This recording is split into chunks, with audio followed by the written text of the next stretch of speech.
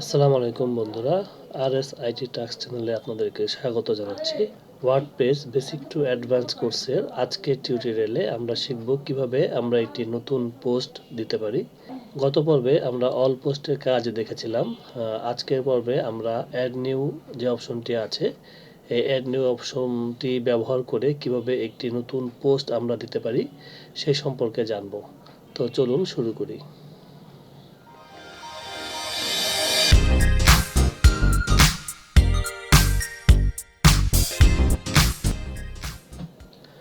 তো বন্ধুরা দেখতে পাচ্ছেন যে এখানে অ্যাড নিউ নামের একটি অপশন আছে। তো আমি যদি এখানে ক্লিক করি তাহলে আমাদের সামনে একটি নতুন ইন্টারফেস চলে আসবে, যে ইন্টারফেসের সাহায্যে আমরা আমাদের নতুন একটি পোস্ট আমরা তৈরি করতে পারি।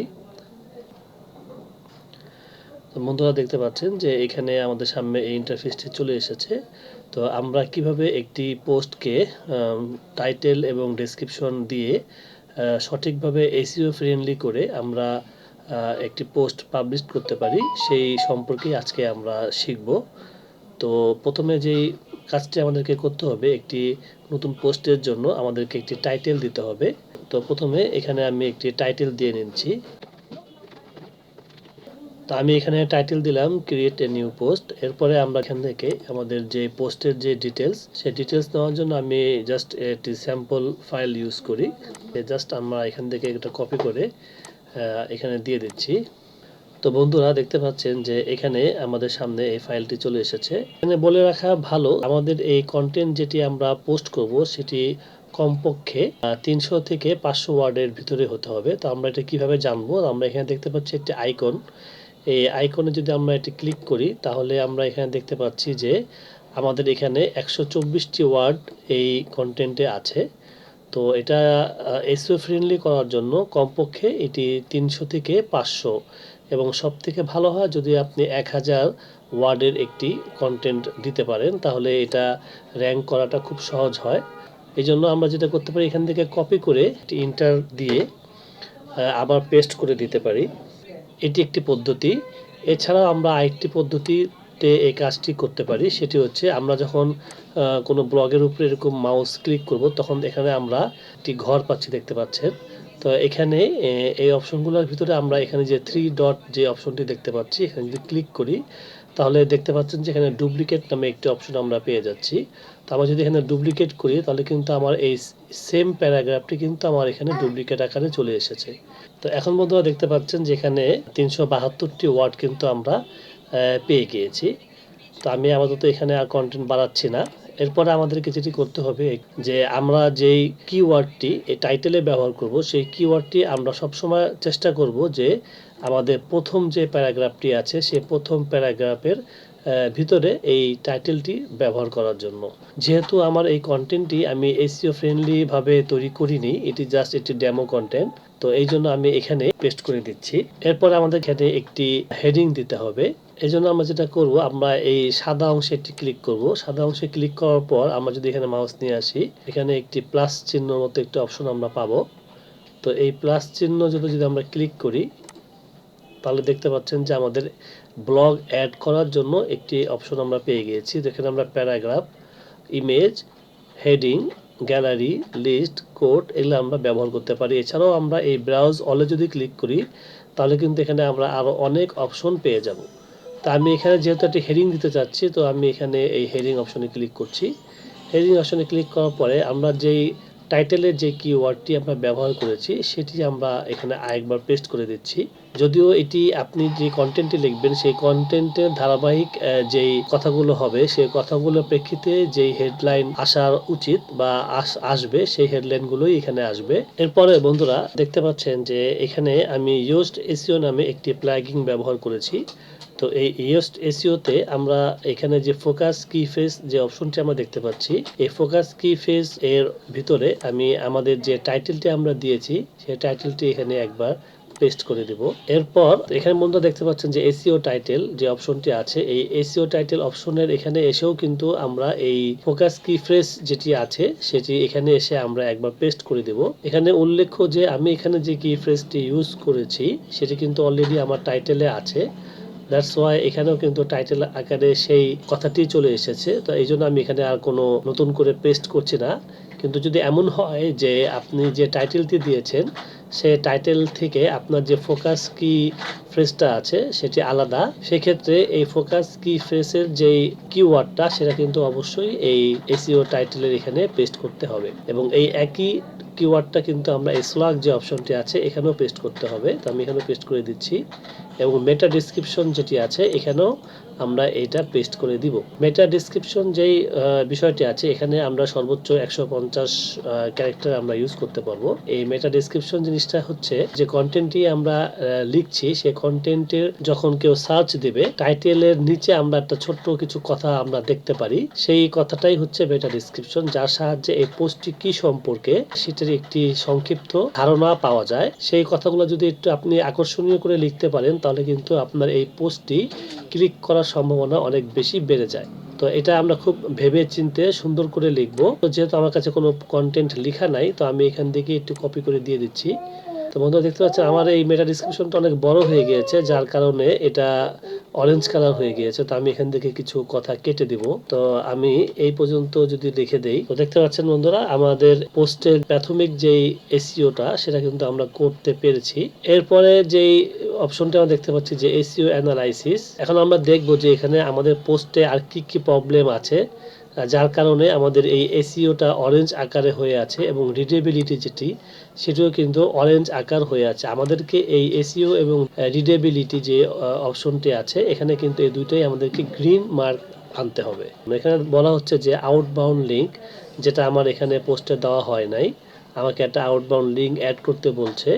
এরপর একটি ইমেজ অ্যাড করতে বলছে, ইন্টারনাল লিঙ্ক অ্যাড করতে বলছে, কিপ এ সাব হেডিং, এখানে more than 75% of your S2 and S3 sub heading reflect the topic of your copy, that's too much. তো আচ্ছা, এখানে যেটা হচ্ছে যে আমাদের যে কি ফ্রেজটি আছে এটা আমরা বেশি দিয়ে দিয়েছি, তো আমি এখান থেকে একটি বাদ দিয়ে দিচ্ছি, রিমুভ হেডিং দিয়ে দিলাম। তো বন্ধুরা দেখতে পাচ্ছেন যে আমার এখান থেকে অপশনটি কিন্তু চলে গিয়েছে। এরপরে আমরা যেটা করব একটি আউটবাউন্ড লিঙ্ক দিব। আউটবাউন্ড লিঙ্কটা হচ্ছে যে আপনার পোস্টে আপনি যে লিঙ্কটা দিবেন সেই লিঙ্কে ক্লিক করলে আপনার ওয়েবসাইট থেকে বাইরে অন্য কোথাও নিয়ে যাবে, সেটি হচ্ছে আউটবাউন্ড লিঙ্ক। তো এই আউটবাউন্ড লিঙ্ক দেওয়ার জন্য আমরা এই লিঙ্কটি এখান থেকে কপি করে নিব। কপি করে নেওয়ার পর আমরা আমাদের পোস্টে ফিরে আসব। পোস্টে ফিরে আসার পর কাস্টমার যে কথাটি এখানে দেওয়া আছে এই কাস্টমার কথাটিকে আমি আউটবাউন্ড লিঙ্কে পরিণত করব। এটার জন্য আমাদেরকে যেটা করতে হবে সেটা হচ্ছে এই কাস্টমার ওয়ার্ডটি আছে এটি ব্লক করে দিতে হবে। ব্লক করে নেওয়ার পর এখানে বন্ধুরা দেখতে পাচ্ছেন যে লিঙ্ক একটি চেইন আকারে একটা আইকন আছে, এখানে ক্লিক করব।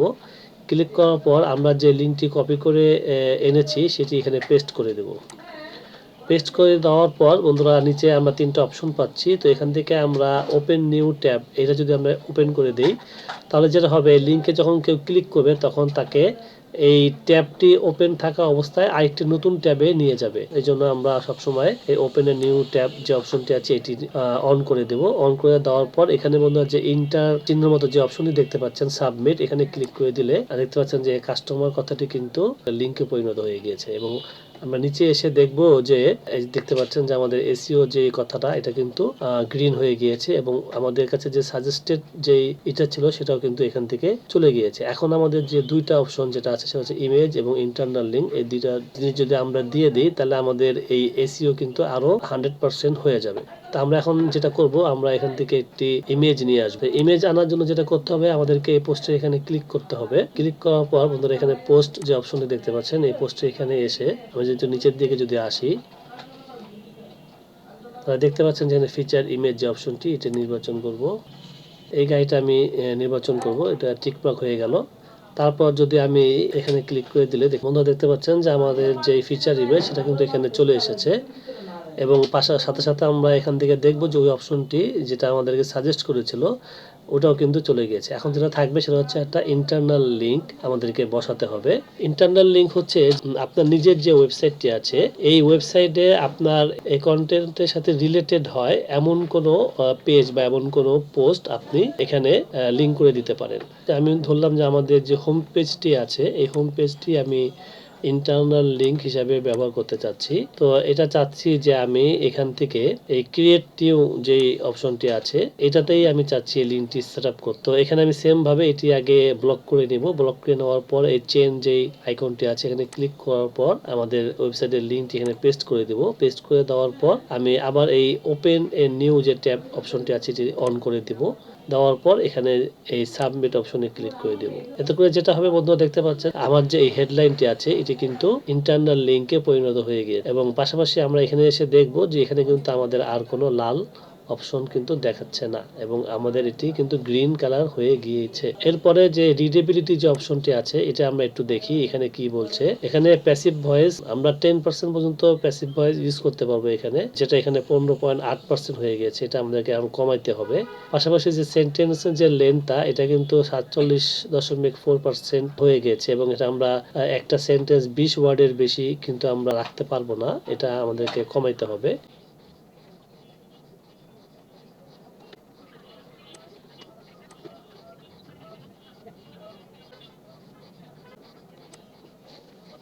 তো বন্ধুরা দেখতে পাচ্ছেন যে এখানে রিডেবিলিটি এবং এসইও দুটোই কিন্তু গ্রিন হয়ে গিয়েছে এবং এখানেও দেখতে পাচ্ছেন যে এই ইউস্ট এসইও যেই আইকনটি আছে এটা কিন্তু গ্রিন হয়ে গিয়েছে। তো এই পোস্টটি যেই ক্যাটাগরি রিলেটেড হবে আমরা এখান থেকে দেখে সেই ক্যাটাগরিতে পোস্টটি নির্বাচন করব। তো আমি এখান থেকে আপাতত এলপিজি ক্যাটাগরিটি আছে এই ক্যাটাগরির আন্ডারে এই কন্টেন্টটি দিচ্ছি। এরপরে আমাদেরকে এই কন্টেন্ট রিলেটেড আমাদেরকে কিছু ট্যাগ দিয়ে দিতে হবে।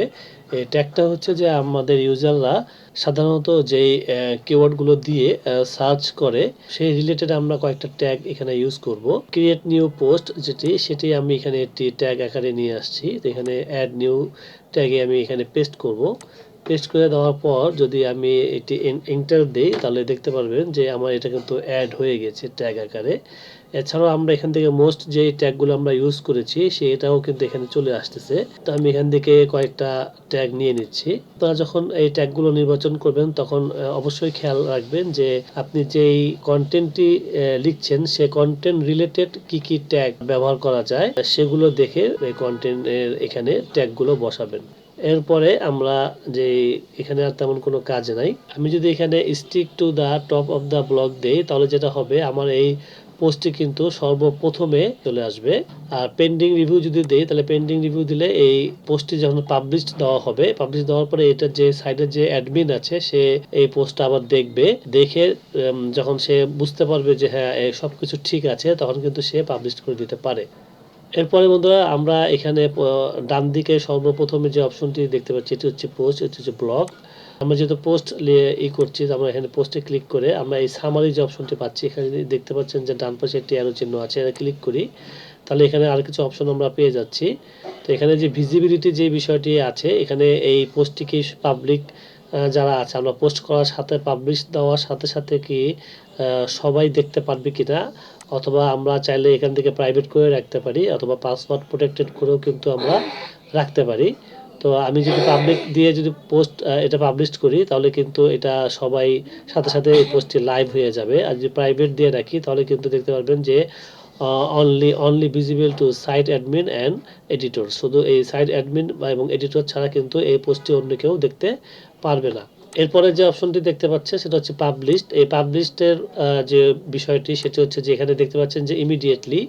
তো আমরা যদি এখন এখানে পাবলিশ দিয়ে দেই এই অপশনটি নির্বাচন করি তাহলে কিন্তু এই পোস্টটি সাথে সাথেই পাবলিশড হয়ে যাবে। আর যদি আমি চাই যে না আমি এখন সাথে সাথে পাবলিশ করব না, আমি হয়তো আগামী 2 দিন পরে পাবলিশ করব, তো সেই ক্ষেত্রে আমি এখান থেকে স্পেসিফিক ডেট নির্বাচন করতে পারি এবং স্পেসিফিক টাইমও কিন্তু আমরা এখান থেকে নির্বাচন করে দিয়ে পোস্টটা কিন্তু শিডিউল আকারে আমরা রাখতে পারি। তো আমি এখানে আজকে ডেটই রাখছি। এরপরে যে বন্ধুরা দেখতে পাচ্ছেন যেখানে যে ইউআরএল, এই ইউআরএলটা বেসিক্যালি হচ্ছে আপনার এই পোস্টে আমরা যেটা তৈরি করছি এখানে যে আমরা স্লগে যেই কথাটি লিখেছি এটাই কিন্তু এটা ইউআরএল আকারে এখানে চলে আসবে। তো এটা যখন আমরা পাবলিশ করব তখন আমাদের এই ইউআরএলটি চেঞ্জ হয়ে যাবে। তো এরপরে আমাদের এখানে আমরা ক্যাটাগরি নির্বাচন করব এবং একটি ট্যাগ দিব, আমাদের ফিচার ইমেজটি দিব। দেওয়ার পর আমরা এটা পাবলিশড দিয়ে দিতে পারি। এছাড়াও যদি আপনি মনে করেন যে আপনি পোস্টটি পাবলিশ করবেন না তাহলে কিন্তু এখান থেকে আমরা মুভ টু ট্র্যাশও ফেলে দিতে পারি। তো বন্ধুরা, এইভাবে আমরা অ্যাড নিউ অপশন ব্যবহার করে আমরা যে কোনো নতুন পোস্ট দিতে পারি এবং সাথে সাথে আমাদের এই ইয়োস্ট এসইও যে প্লাগইনটি আছে, এই ইয়োস্ট এসইও প্লাগইন এর সাহায্যে আমরা খুব সহজে এবং খুব সুন্দরভাবে কিন্তু আমরা আমাদের কন্টেন্টটিকে 100% এসইও ফ্রেন্ডলি করে পাবলিশ করতে পারি। আর এখানে লক্ষণীয় বিষয় হচ্ছে এটা যে অবশ্যই আপনারা যখন কোনো কন্টেন্ট লিখবেন বা কন্টেন্ট রাইটার যখন কোনো কন্টেন্ট লিখবে, সে অবশ্যই তাকে কিছু কিওয়ার্ড প্রথমে নির্বাচন করে নিতে হবে। সেই ফোকাস কিওয়ার্ডকে মাথায় রেখেই কিন্তু সেই কন্টেন্টটি লিখতে হবে এবং এই কিওয়ার্ড কিন্তু অবশ্যই কম করে হলেও এই পোস্টের যে লেন্থ হবে সেটা এখানে আমি দেখেছিলাম যে 300 থেকে 1000 ওয়ার্ড। এখানে আপনি 5 বার 10 বার বা 15 বার এইভাবে কিওয়ার্ডটি কিন্তু ব্যবহার করতে হবে। এছাড়াও আমরা যে কন্টেন্টটি লিখবো সেই কন্টেন্টে এরকম সাব হেডিং ব্যবহার করতে হবে। H2 H3 হেড আমাদেরকে ব্যবহার করতে হবে এবং পাশাপাশি আমাদের যে কিওয়ার্ডটি আমরা ব্যবহার করছি সেই কিওয়ার্ড থেকে একটি ফোকাস কিওয়ার্ড আমাদের এখানে ব্যবহার করতে হবে এবং এটি স্লগ, মেটা ডিসক্রিপশন, আমাদের এই ফোকাস যে কিওয়ার্ডটি আমরা নির্বাচন করব সেই ফোকাস কিওয়ার্ডটি এখানে ব্যবহার করতে হবে। পাশাপাশি আমাদের যে ইমেজটি আমরা ব্যবহার করব সেই ইমেজও কিন্তু অল্টার টেক্সট হিসাবে ব্যবহার করতে হবে। তো এই ছিল আজকের টিউটোরিয়াল। আজকের টিউটোরিয়ালে আমরা শিখেছি যে কিভাবে একটি পোস্ট তৈরি করতে হয় এবং সেটাকে কিভাবে 100% এসইও ফ্রেন্ডলি করে পাবলিশ করতে হয়। তো দেখা হবে নেক্সট ভিডিওতে। আজকের মতো এখানেই বিদায় নিচ্ছি। সবাই ভালো থাকবেন। আসসালামু আলাইকুম।